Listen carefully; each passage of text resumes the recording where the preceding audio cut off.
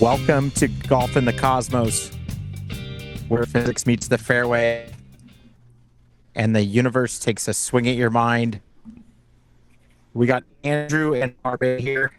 How you doing, gentlemen? Hey. Thanks for making the trip out to Hawaii for us and watching the waves, and excited to be here. Yeah, Kevin, I'm a little jealous right now. You had a heck of a round today. Now you're back on the beach, but hey, we live 5 minutes from the shore over here too, so we shouldn't be complaining too much. Happy to be back. Let's talk shop. Yeah, no, it's good. I'm broadcasting from Kauaʻi. We don't have the 80-degree water, but no complaints here. I mean, I got a golf round in, played Parbeh Bay today, so it was beautiful course. I'll be posting some videos later tonight as well. But how you guys doing? How's your golf game? How's your life? Yeah, I think it's going well. It's been busy in general, and golf got to practice and give a couple lessons over the last week. It's been really good working with other people, seeing all types of games and swings, and seeing people improve is what I love. So it's been a good week of that. Andrew, I think I have to take you up on another lesson. I will say, since the one time we hit the range, I felt some improvements definitely across the board. Yeah. Kevin and I had a chance to play last week before he took off, and I'd love to hear it from his side, but I really felt some pure iron strokes and some of that weight transfer that we talked about. I got another range session on my own too, and just kind of try to pick up on some of those grip changes, and I don't know. It's been feeling better. It feels like I'm building something sustainable. Nice. Little by little. So it's just a block at a time. It is. We had a very near par, almost tragic there. He got on one of Orange County's best par threes, hole 7 Lagos, deep par 3 there over the water. Got it on the green and had to miss a 2-foot putt. So there's been talk. I mean, there's some bets floating out there. Over 3.5 holes is the current line right now. And K-Con is playing the house here. He's fading me. So one of our listeners and longtime members on the tour, Carlo, has actually backed me. So I'd love to see some more action come my way. We're gonna par a dang hole, and it's gonna be soon. I tell you that. Look, I love the action. I mean, the feedback I've heard is Parbeh Par is one of the fan favorite shows that we offer. Everyone's looking forward to the next Parbeh Par. So it's been 5 or 6 episodes, still no par. So there's money being put on it. It's funny, Kev, is like cameras weren't rolling, but I did par that very same hole the next time we played. That's true. Wow. I mean, 6-iron made it there. I think you have it in you, obviously. The key, though, Parbeh, is making that putt, whether it's 12, 10, 8, or 6 feet. Like, that's where you should be practicing, because you'll get on the green one time, you'll get near the green, you'll hit a good chip. You got to be able to convert on the makeable scoring part. So, totally. Yep. Rory said in his documentary he hates putting the most. It's interesting, right? Yeah. There's a special mental challenge to making a short putt when it counts.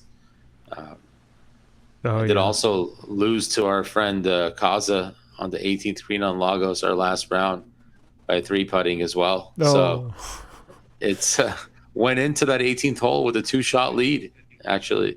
So wow, a lot of things unraveled there. And so, Andrew, your comment couldn't ring truer right now. Those couple footers get on that practice screen you. For sure. Definitely. Yep. So look, I would love to give a little bit of a breakdown of my round today, and I'll say, Andrew, it worked, man. Really? The concepts we were talking about in Catalina, right? I think you need to tell yourself in your head, you need to tell yourself what you need to hear. If you've ever seen The Matrix, right? The Oracle tells Neo that he's not the one. And then later on, we find out he is the one, and he says, why'd you tell me that? She says, Neo, I told you what you needed to hear. So I had the yips last week. I told myself, you know what? I'm playing the best golf of my life. And I was looking forward to today's round. Went up there, teed it up, going, I am playing the best golf of my life. Don't care about anything else. Don't need to think about anything else.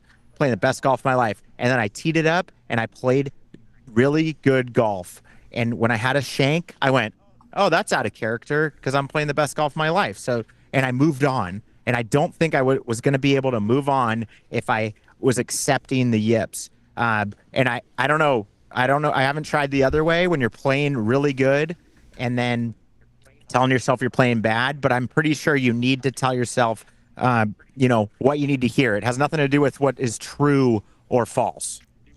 Thoughts?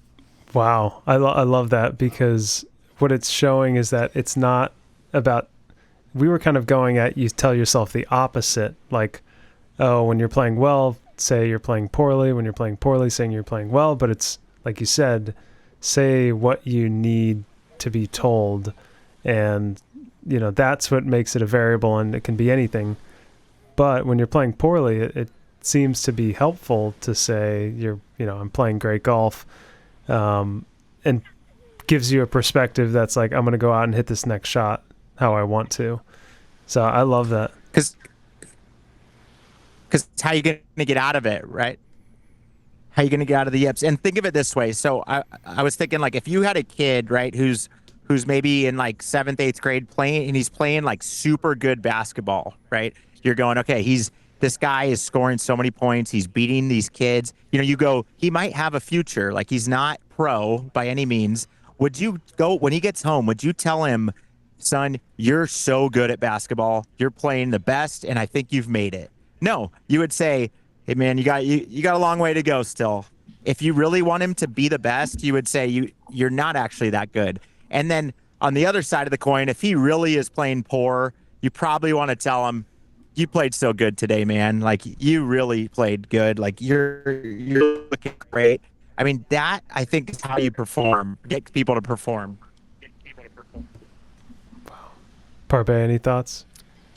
I love the Matrix quote. It's one of my favorite movies of all time, and I know exactly what scene he's talking about. But I think when it comes down to it, you got to be the Oracle and the Neo, right? It's like the Freudian, the id, the ego and the super ego. They all have to live within you.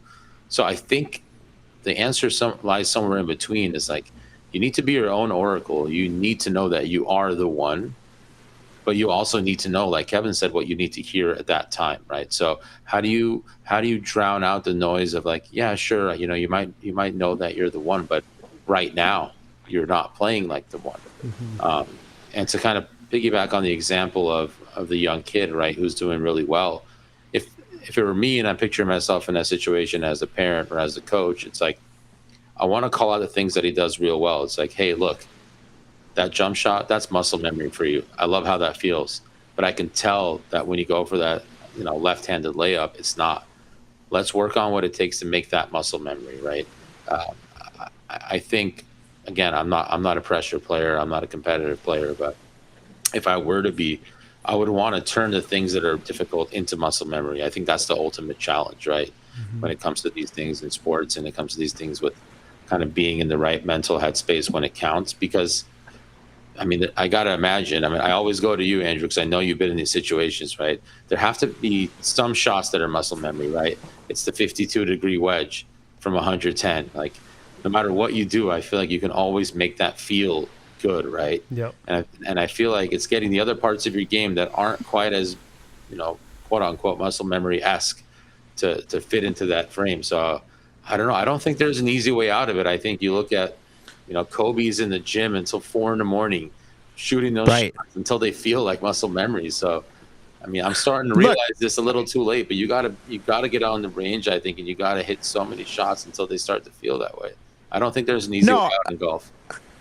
Right. Look, Parbeh, I think you're getting more into the nuance of why Kobe, was so good and then still hits the gym. And it's really saying the same thing. What I'm saying is, When Andrew shoots a 68, how do you motivate him to keep going? If you just go home and go, I'm so good, I'm done. Or do you go, still don't got my best game, I'm really not playing that well. Like that to me motivates you. And then when someone has the yips, they really need to be, I'm playing so well, I need to get back out there and then keep playing well. And then that's how you get out of the yips. So that's the hot take I have. I like it. It makes me think of my basketball coach back in the day. My basketball coach back in the day, he used to say, earn the right to play, right? So even if you had a bad day, he would always say, just, earn that right to play because you get another at bat. And one day you're going to wish you had it, right? So I think the yips is just another form of that is, have the mentality, have the mindset, the heart, and the work ethic to know that, you get another chance, but you got to earn it, right? You got to want it. You got to be there for it. Well, right, because when you really have the yips, I wanted to throw my clubs in the ocean and not play again. It was really hard to get motivated to play again. So it's part of motivating yourself to go play is go, no, I'm good. I'm super good. I'm gonna get out of this, right? Mm-hmm. And you almost have to be blind to what the failures. Yeah, you have to be. I think you got to be thankful for that for the next time you get out there, right? I mean, how many guys are there? You look at the NBA and the NFL. How many D1 college athletes end up lacing up their shoes or putting on that that helmet for the last time in college and never get out there again? What would those guys do for one more round? I mean, the beauty of golf is that we get to get out there, right? As long as we're alive and we're healthy, we get to get out there and have another crack at it. So, I think if you harness, it's true. Your life can change in an instant. So many things can happen and take that away from you. So I think if you really treasure, what golf is and what it is to be out there, I think two things can happen. One, it's like you said, yeah, you're good enough to play. And two is like you can find a way to enjoy it because of just how majestic it is, right? It's one of those things where regardless of, skill, you could always beat your best round. You can always, have another chance as long as you're healthy and able. Look, man, I think we're out there for slightly different reasons, but I think we're saying the same thing from different angles. But let's get on to the Truist. Also, who even cares about the Truist? We got the PGA Championship. I'd love to see or hear just kind of some odds or some takes or some picks from you guys who have computers in front of you. Yeah, I'll tell you who cares about the Truist, man. 3 million George Washingtons. That's a pretty big prize for first place at a tournament like this. For sure. Yeah. I think all tournaments are now, the purse size is getting bigger and bigger. But I'm just going to read off the top 10 from our Cosmos Golf research page, which is curated every week for every tournament. So I'm just going to read off the top 10 players in the field by odds. So obviously the lowest odds to win, or highest odds to win, lowest payout, goes Rory McIlroy number 1, Cameron Young in number 2, Xander Schauffele number 3, Fitzpatrick, Oberg, Siwoo Kim, Tommy Fleetwood, Adam Scott, Min Woo Lee, and Chris Gotterup. So to me, a lot of those names are names you've heard all year, which makes sense. But it's just like, to me, the PGA Tour seems so compressed, where it's these same 10 guys, obviously at the top of the betting odds, and you don't necessarily see them win every week. Yes, we have McIlroy, Young, Fitzpatrick, who have actually won, but the rest of these guys have not won this year. Schauffele, I don't think he's won. Oberg, no. Siwoo Kim, I don't think so. Scott, so many guys that haven't won are in the top 10 of the entire field here. So interesting to me. That is, those are guys that are probably due. Cam Young won twice now. Yeah.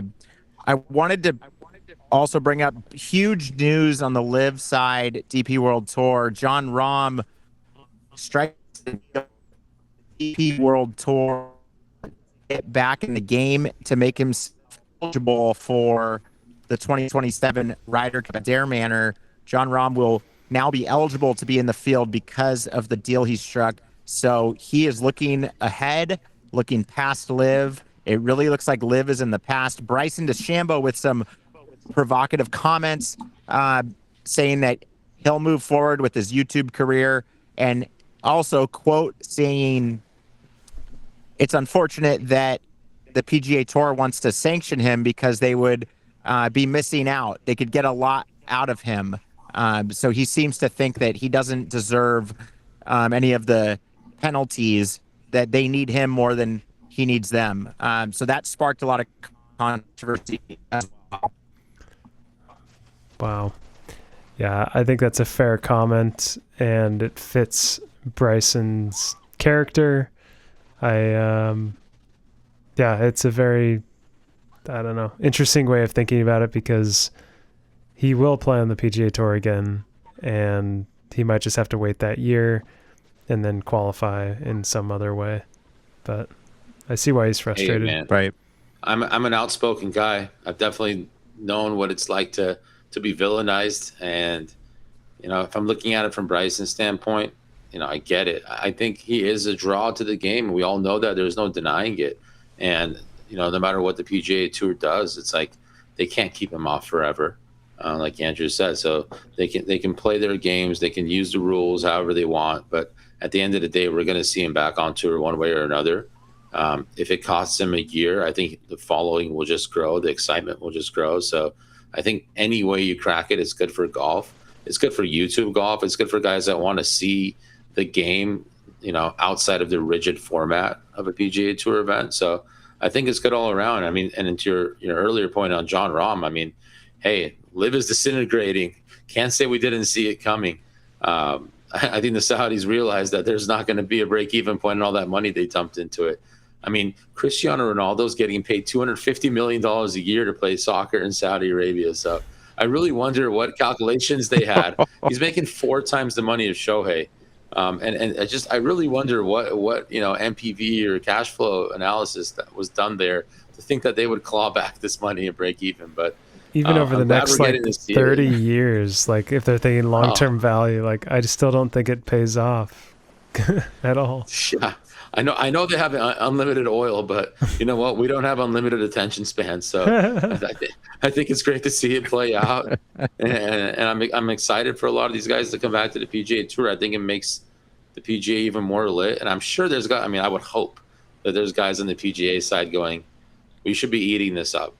Maybe they're stirring the pot on purpose just to create more drama and more excitement. Because if they just accept the guys back with arms wide open, then it's kind of like, oh, they folded over everyone's back. But I think this is a chance for them to actually get some good publicity out of it, so long as everybody does get to come back, right? I mean, the last thing we want to see is guys kind of 86th out of golf just because they made a move, which was obviously, for the better. They say Phil has burned every possible bridge.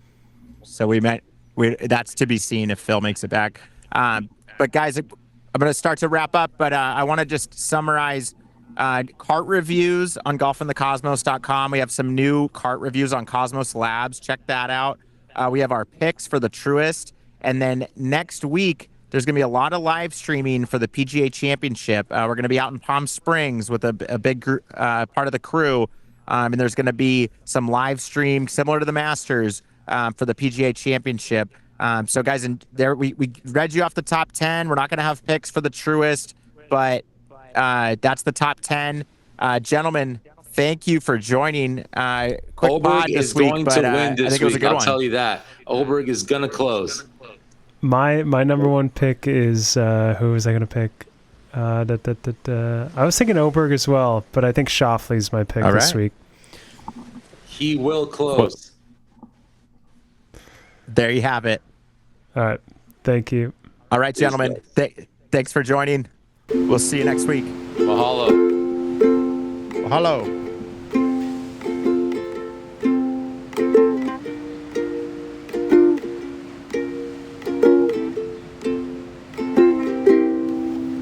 I saw you in my dream. We were walking hand in hand on a white sandy beach in Kauaʻi.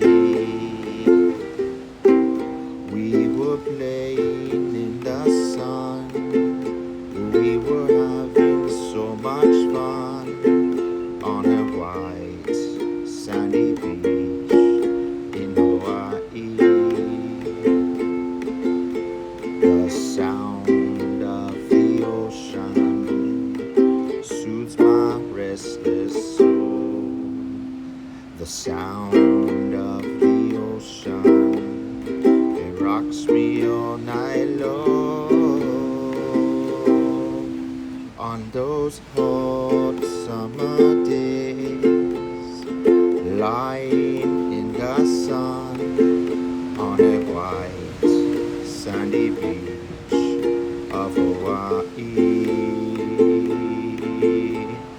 The sound of the ocean soothes my restless soul. The sound of the ocean rocks me all night long. Oh, last night in my dream I saw your face again. We were there in the sun on Hawaii, on a white sandy beach of